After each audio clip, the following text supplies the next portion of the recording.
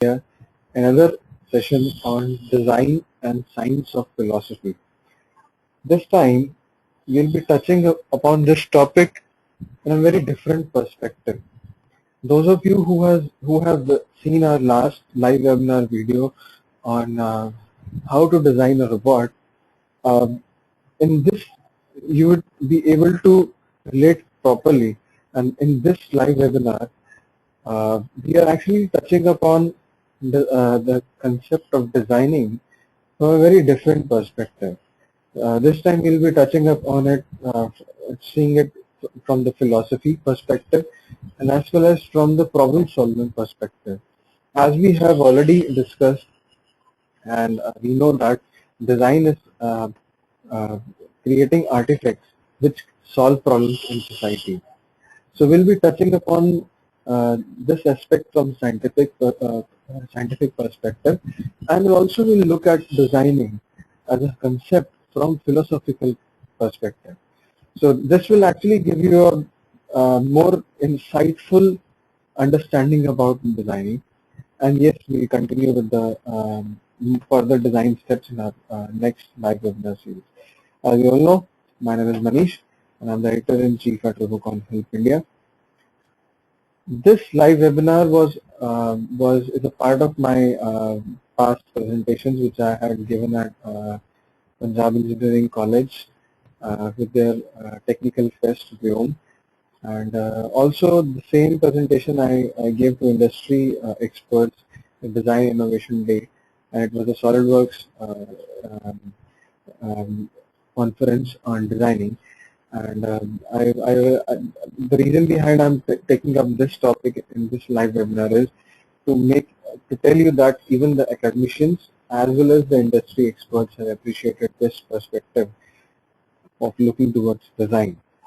So without wasting any time, I'll just tell you what you can expect out of this recorded lecture. You'll have a basic introduction to design as always. You'll understand the need of designing, and the best part, why do you need the spark of creativity in design? And if it's needed, how do you get to develop that spark of creativity? And we'll look at the designing from a case study perspective, that is from a scientific perspective, and we'll touch upon around 3 case studies of looking at designing and how to solve how these problems are solved using the scientific approach. Obviously, yes, then I will touch upon the design philosophy, how the philosophy of designing has to be understood. So let's begin. As you already know, design is creation of artifacts that solve problems in society. So let's see. Now problems are there. It has to be solved with some ideas. Obviously, yes, there are a lot of problems and which are already existing in our surroundings, and everybody wishes to have small ideas which can solve those problems. And obviously, yes, small ideas can change the world. But are they really important? Then what about the big ideas? Well, the big ideas are actually small ideas only, but they are implemented correctly. And when they have a big impact, they are actually termed as big ideas. Now, big ideas are almost like lightning bulbs in darkness of problems.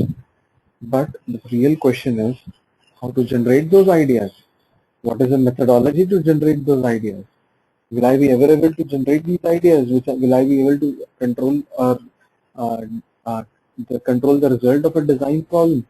Or will I be able to change the world around me? Well, yes.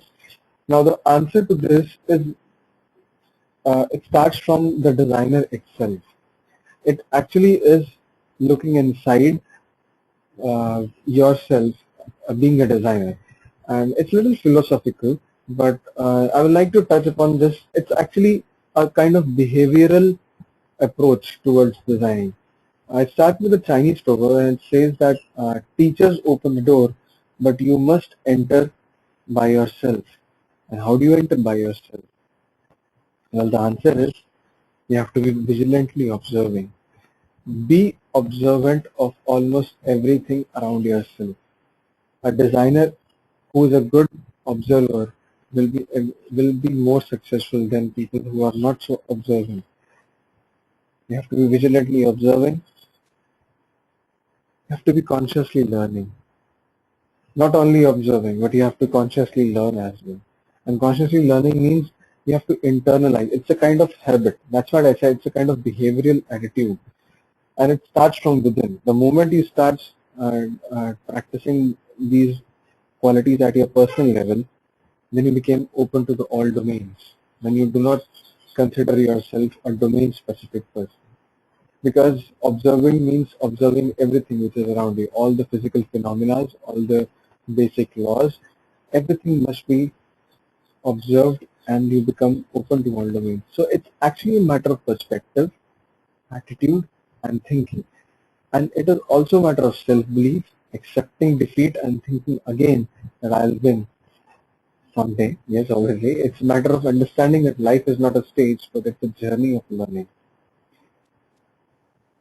So basically what we are trying to solve is designing is actually exploration which produces ideas which solve problems. And exploration for ideas is a kind of personal, habitual or a perspective practice which a designer must have. But now I'll take up few case studies. I'll make you try to understand the scientific approach this ideology which I have just discussed has. This has a scientific aspect, and I'll just take you to the first case study. And look at this picture.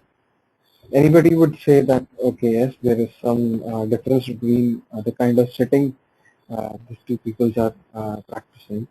And obviously the cross and the check mark shows that which kind of seating is correct. So now this is the conventional seating on the left, and your posture generally collapses into an unnatural C curve. And this is the kind of chair which almost everybody has in his day-to-day life, and it compresses your vertebrae. But on the right hand side, this is a design which I am talking about. This is a Bamback saddle seat, which produces a natural S curve of your spine, and it allows you to maintain it effortlessly. So let me take you a deeper look into the same problem. Now on the left, there is this lady is sitting on a flat stool, which forces the spine for an unnatural C-shaped curve. So this causes undue stress on the spine, and which leads to pain. And generally, when people who are sitting normally on the desktops and work for long working hours, even though they are sitting and do not do any physical labor, but still after long hours of working, they physically feel fatigued. The reason behind is that they are actually sitting on a chair which actually unnecessarily or produces a C unnatural shape of the spinal cord, and which leads to the fourth and the fifth lumbar disc are in classic trouble problems. And the hip starts causing stress on the spine because it's at 60 degrees. So it's kind of research which was done by the designers. So I'm just using the facts. And sitting on this flat chair bends the hips by 90 degrees to the spine. But on the other side, the lady sitting on the Bamback saddle seat preserves the natural S curve. It is almost, the S curve is almost like the person is standing straight on the ground. If you stand straight, you generally feel, and if you touch your spinal cord, you'll feel that you generally have a S shape of your back. And in this position, the discs are not at all under any pressure, and this avoids back-related problems. And generally, when you're sitting on this saddle seat, your hips are at 45 degrees to the spine, and your thighs and back muscles are relaxed. The designer Mary Gale, who designed this Bamback saddle seat, I would like to tell that the principles which I just told about being vigilantly observing and consciously learning and being open to all domains. With this perspective, if you look at the designer's approach, you'll appreciate that how this chair was designed. Now, this seat looks like a kind of a saddle seat where it has a support for your hip to a certain extent, and it gives you the freedom of placing your legs on both the sides of the chair. A very simple, classic design, but it's actually useful because if you look at it, you generally create your normal S curve of your backbone. You're free to work, you're free to move all your limbs completely, even while you're working on your dental chair. So it's actually useful for all kinds of applications, even while working in office. So what actually ideology was, the designer had, the idea of Bamback saddle seat came to occupational therapist and horsewoman Mary Gale in treating patients who could not sit unsupported on an ordinary seat or a wheelchair. So she found that the same patients could balance quite independently on a horseback and assume a symmetric position. So it occurred that if she could replicate the saddle position where the spine is able to assume a normal natural curves, she created this ideal seat for therapy as well as for task seating. And the basic inspiration behind this saddle seat was the horse saddle seat. Now, if you look at this approach, this was just the initial approach. Please understand that designing starts from observation around you, and the first aspect which I told, that being vigilantly observing, comes from here, because the designer looked at the real life situation and a solution which inspired her, and she adopted and designed um, a product or an artifact which solved the problem of sitting comfortably for long working hours in a task seating, or even yes, for patients who were not able to sit without any support. So please note these three facts which I had told you earlier. So this design actually shows that the designer was vigilantly observing, it was consciously learning, and it was open to all domains. It was not limited or domain specific. And now I would like to also tell you that the first designing which I have, case study which I have told you, these three aspects of designing are the first step in design process. Much before you define your problem, this is the kind of behavioral attitude which a designer must have to define a problem, and then the further steps of exploration of ideas and selecting a plan to implement it. Let me take you to the second case study which I have listed over here. Now the problem is there are more than there are around 2 million low birth babies, premature babies, which are born each year, and almost 450 of them die each hour. That's a huge number. And the reason behind it is that this occurs generally in developing countries, and as most of the citizens in the world, yeah, somehow they're part of developing countries, often in areas that they don't have access to innovation in modern medicine. So there's sometimes the villages and the areas where they do not have facilities of modern medicine. So one of the biggest problems with these babies face is hypothermia, which they are not able to regulate their body temperature, and they cannot stay warm. So in fact, even the room temperature for these small infants feels freezingly cold, and around 4 million babies die within the first month of their life. And those of the which who have survived often develop long life health problems such as early onset of diabetes and heart disease and low IQ. It's very dangerous. And this kind of research was done by the designers at Stanford India Design, and they came with this idea and a nice artifact and a product which solved this problem. And it was very simple approach.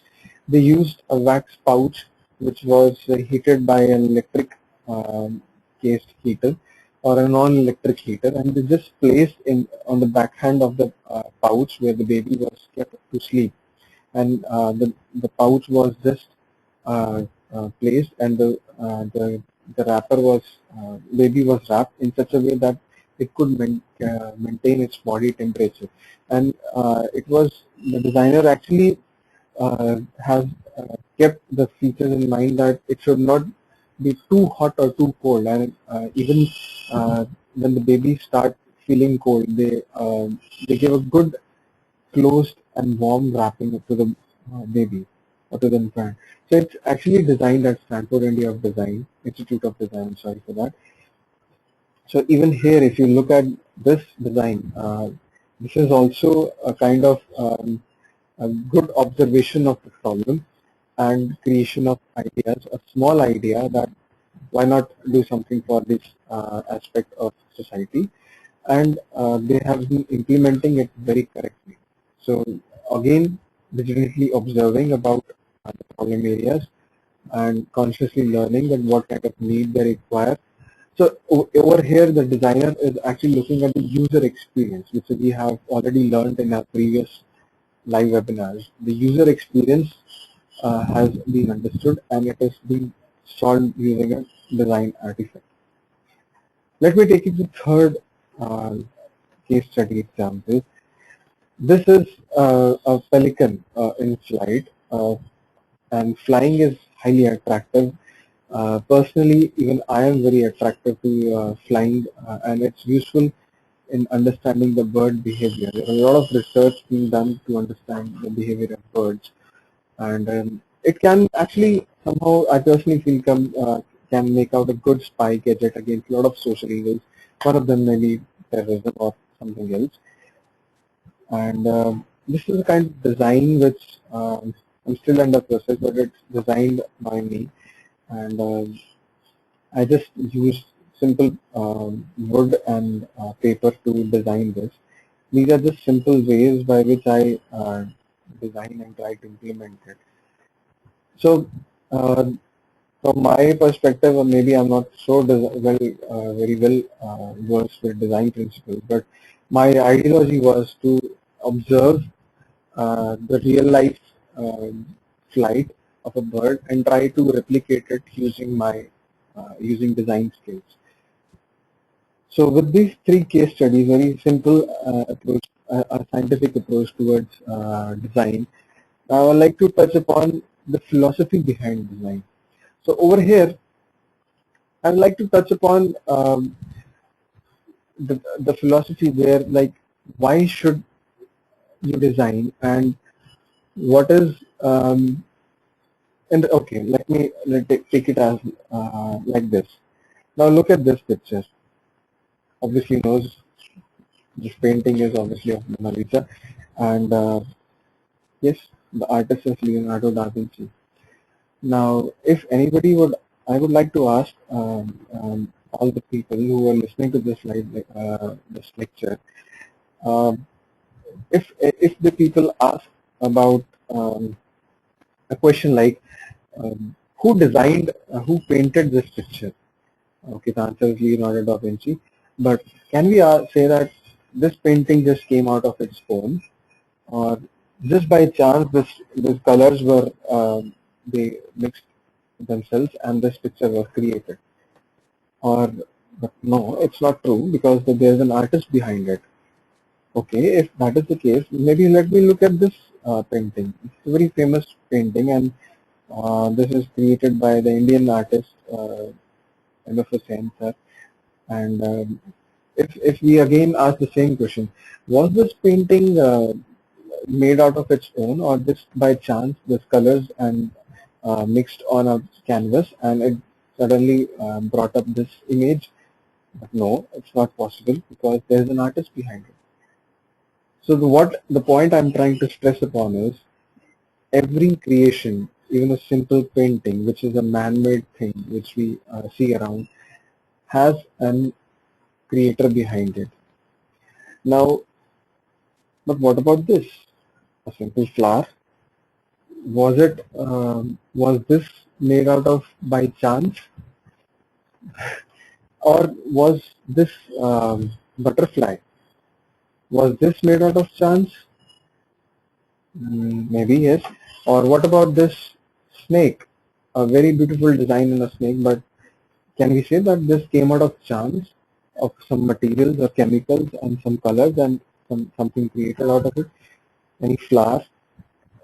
Is it out of chance, or very beautiful colors and shapes and creation?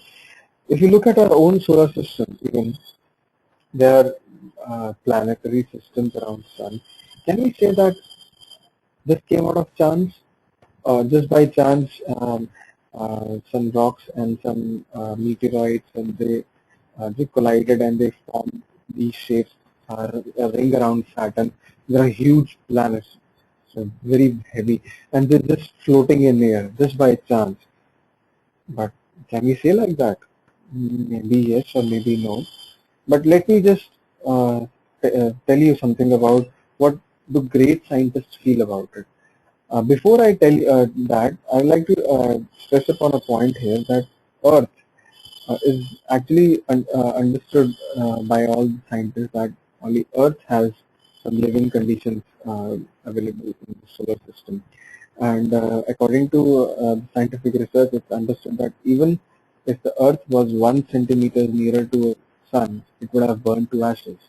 Or if it was just 1 centimeter away, it would have been frozen cold.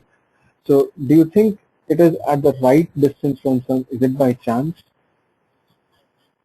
So to answer those questions, let me just take you some examples of what do great scientists feel. If you don't know about this person, this is a great scientist called Kelvin, and he says that if you think strongly enough, you will be forced by science to believe in God. Another great scientist, Newton, said the most beautiful system of the sun, planets, and comets could only proceed from the counsel and dominion of an intelligent and powerful being. So they actually, these great scientists who have created history by searching or discovering a lot of laws, they actually have stressed upon a creator behind all the physical creations which we see around.